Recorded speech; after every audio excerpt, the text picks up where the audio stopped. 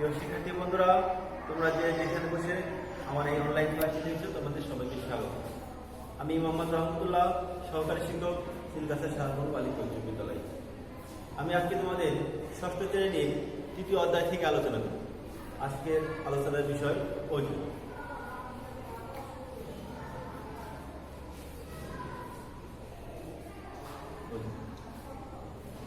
আজকের আলোচনার বিষয় হচ্ছে অজু। অজু আরবি শব্দ, এর অর্থ, এর শাব্দিক অর্থ হচ্ছে নির্দিষ্ট চারটি অঙ্গ পানি দিয়ে ধৌত করা। অজু আরবি শব্দ, এর শাব্দিক অর্থ হচ্ছে নির্দিষ্ট চারটি অঙ্গ পানি দিয়ে ধৌত করা। ইসলামী শরীয়তের পরিভাষায় পবিত্র শরীর পবিত্র করার নিয়তে পবিত্র পানি দিয়ে শরীয়তের নিয়ম অনুযায়ী নির্দিষ্ট অঙ্গ প্রত্যঙ্গ ধৌত করার নামই হচ্ছে অজু। অজুর নিয়ম।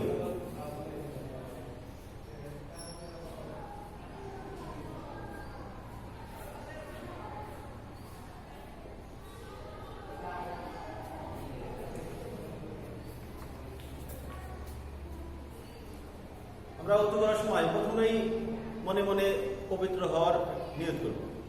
এরপর আমরা উভয় হাতের কবজি পর্যন্ত ধৌত করব। উভয় হাতের কবজি পর্যন্ত আমরা ধৌত করে নিব, দুই হাতে। এরপর আমরা করব কুলি করব। কি করব? কুলি করব। এটা কেমন করে কুলি করব? গড়গড়া করে কুলি করব। কিন্তু যখন আমরা রমজান মাসে দিনের বেলায় যখন রোজা থাকা অবস্থায় এই মুহূর্তে আমরা কিন্তু গড়গড়া সহ কুলি করব না। কারণ কেননা এই সময় রোজা রাখা অবস্থায় যদি আমরা গড়গড়া সহ কুলি করি তাহলে আমাদের মুখের ভিতরে বা পেটের ভিতরে পানি চলে যাওয়ার সম্ভাবনা থাকে। সুতরাং এই রমজান মাসে রোজা থাকা অবস্থায়, শুধু রমজান মাসে না, যখন আমরা রোজা থাকবো, রোজা থেকে উজু করার সময় আমরা কখনোই গড়গড়া করবো না, তখন আমি স্বাভাবিকভাবে কুলি করব। এরপরে আমরা কি করবো? নাকে পানি দিব। নাকের ভিতরে আমরা পানি বসাবো। আমাদের দুই আঙ্গুল এবং নাকের ভিতর প্রবেশ করে নাকের ভিতরে পানি প্রবেশ করাবো এবং নাকটা পরিষ্কার করবো।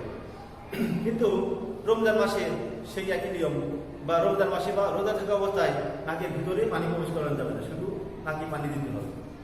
এরপর আমরা মুখমণ্ডল ধৌত করবো। আমাদের মুখমণ্ডলটা পুরো ধৌত করবো। প্রত্যেকটা ধৌত কাজই একবার করলে হবে, কিন্তু তিনবার করে ধৌত করা সুন্নত। এবার মুখমণ্ডল ধৌত করার পরে আমরা উভয় হাতের কনুই পর্যন্ত ধৌত করব।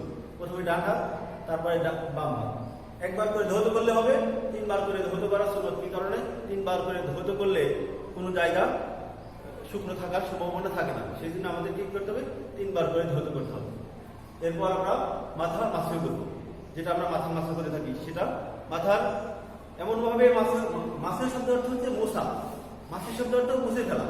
সেটা আমরা মাথাটা এমনভাবে মুছবো যেন মাথার এক চতুর্থ, কমপক্ষে এক চতুর্থাংশ বা 1/4 মোছা হয়। এরপর আমরা উভয় পায়ের গিরা পর্যন্ত টাকনো সহ আমরা ধৌত করব। এভাবে আমাদের অজুটা সম্পন্ন করব। আমরা যে অজুটা সম্পন্ন করলাম, অজুর মধ্যে ফরজ কাজ রয়েছে 4টি। কয়টি? অজুর মধ্যে 4টি ফরজ কাজ রয়েছে। তোমরা দেখো,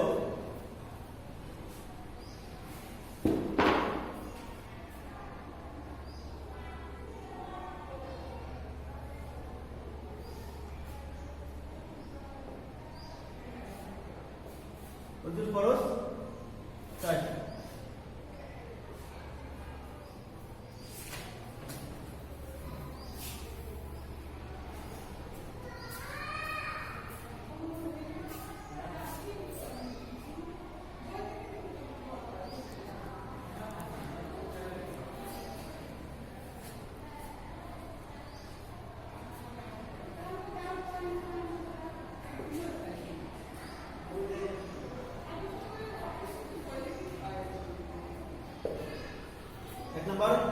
অজুর ফরজ 4টি। তার মধ্যে প্রথম নাম্বার হচ্ছে মুখমণ্ডল একবার ধৌত করা। একবার ধৌত করা ফরজ, কিন্তু আমাকে ভালোভাবে ধোয়ার জন্য আমাকে 3বার ধৌত করতে হবে, যেন আমাদের মুখমণ্ডলের কোনো অংশ শুকনো না থাকে। এরপর 2 নাম্বার হচ্ছে উভয় হাত কনুই সহ একবার ধৌত করা।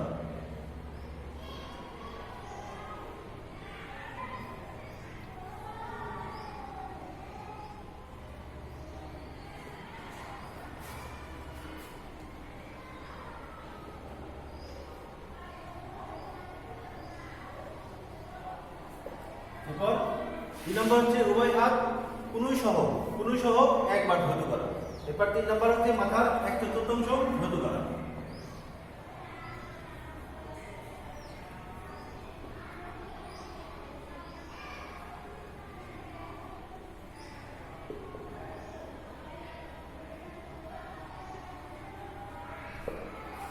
মাথার 1/4 একবার ধৌত করা। 4 নম্বর হচ্ছে উভয় পা বিরাসন ধৌত করা।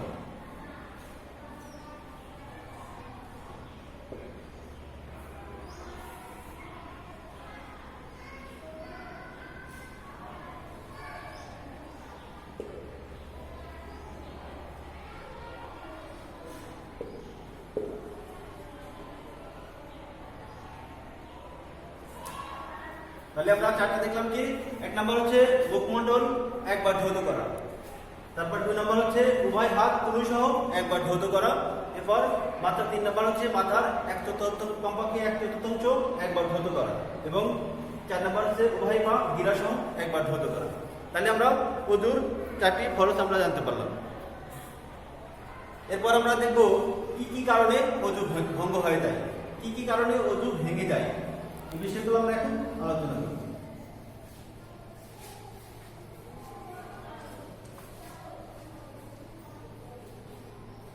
এরপর দেখো ওযু ভঙ্গের কারণ, কি কি কারণে ওযু নষ্ট হয়ে যায়।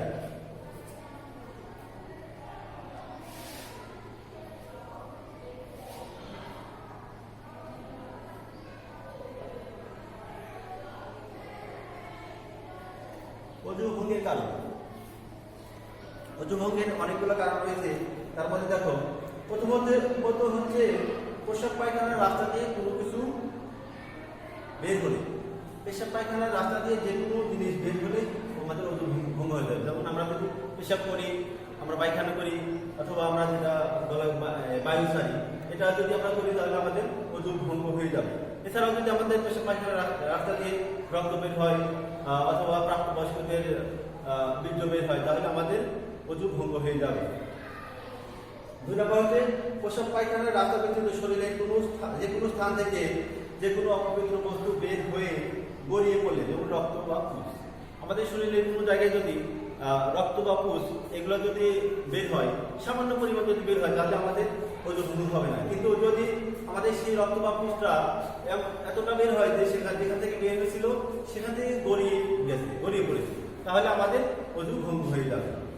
এরপর দেখো 3 নাম্বার, থুতু কাশি ব্যতীত বমির সাথে রক্ত পুষ খাদ্য অথবা অন্য কিছু বের হলে বা মুখ ভর্তি বমি হলে, তাহলে থুতু কাশি ব্যতীত, থুতু এবং কাশি এগুলো বের হবে, এগুলো ব্যতীত বমির সাথে রক্ত পুষ বা খাদ্য অথবা অন্য কিছু অথবা মুখ ভর্তি বমি হলে।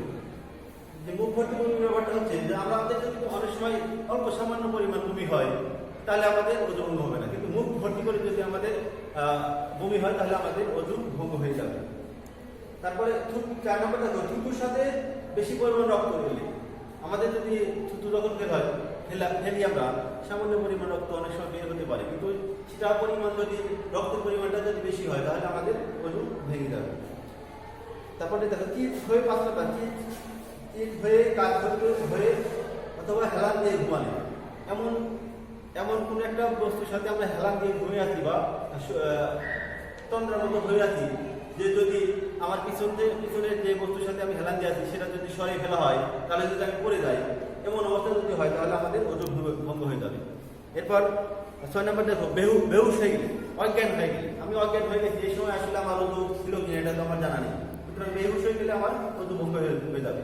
এরপর 7 নম্বর দেখো পাগল হলে, পাগল আর বেহুশ প্রায় কাছাকাছি, এটা কেউ যদি পাগল হয়ে যায় তাহলে তার ওযু ভঙ্গ হয়ে যাবে। এরপর 8 নম্বর হচ্ছে নেশাগ্রস্ত হলে, কেউ যদি নেশাগ্রস্ত হয় তাহলে তার ওযু ভঙ্গ হয়ে যাবে। এরপর 9 নম্বর হচ্ছে নামাজে অর্থ হাসলে, নামাজে হাসি অনেক রকম আছে, মৃদু হাসি হাসলে কখনোই ওযু ভঙ্গ হবে না, কিন্তু অর্থ হাসি শব্দ করে দাঁত বের করে যদি আমরা ওযু হাসি তাহলে আমাদের কি হবে, ওযু ভঙ্গ হয়ে যাবে। প্রিয় শিক্ষার্থী বন্ধুরা, তোমরা এতক্ষণ মনোযোগ সহকারে ক্লাসটি দেখছিলে, এই জন্য তোমাদের সবাইকে